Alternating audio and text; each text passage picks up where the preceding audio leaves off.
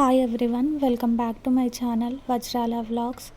ఈ వీడియోలో శ్రీశైలంలో స్వామివారి దర్శనం అయిన తర్వాత మల్లమ్మ కన్నీరుకు వెళ్ళే దారిలో మౌనస్వామి ఆశ్రమం అయితే ఉంది. ఈ ఆశ్రమంలో మౌనస్వామి వారు నిత్యం తపస్సు చేసుకుంటూ ఉండేవారు.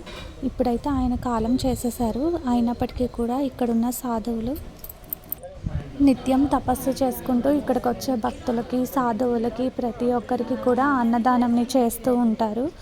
ఈ ఆశ్రమం ఎలా ఉందనేది పూర్తిగా వీడియోని చూసేయండి.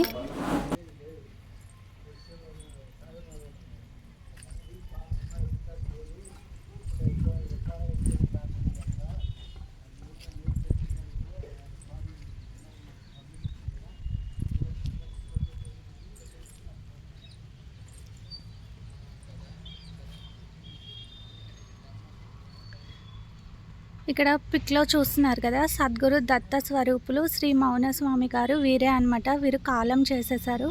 తర్వాత కూడా ఈ ఆశ్రమంని ఇక్కడ ఉన్న సాధువులు వాళ్ళు చూసుకుంటూ ఉంటారు. ఇక్కడ నిత్య అన్నదానం అనేది జరుగుతుంది.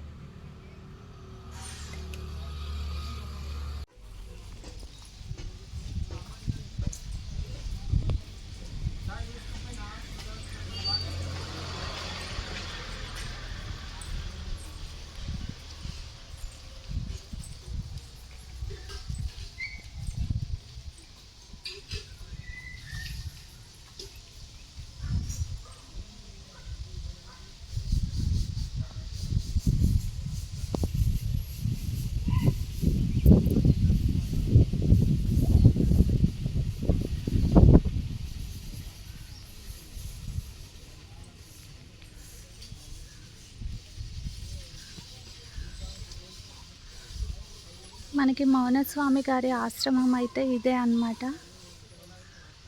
లోపలికి వెళ్ళి ఇది ఎలా ఉందో కూడా చూసేద్దాం.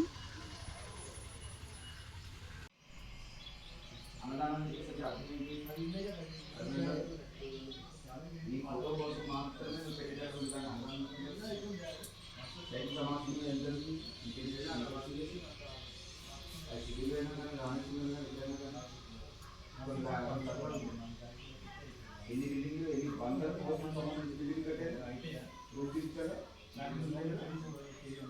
ఎక్కడ సత్రం కావచ్చు, గ్రామ సత్రం కావచ్చు, జగన్ సత్రం కావచ్చు, ఇప్పుడు కావచ్చు, గ్రామం కావచ్చు, గ్రామ కావచ్చు, బిల్డింగ్ కట్టుకోవడానికి కోట్లు, వెనకాల కోట్లు ఉన్నాయని చెప్పి చదువుకోవడానికి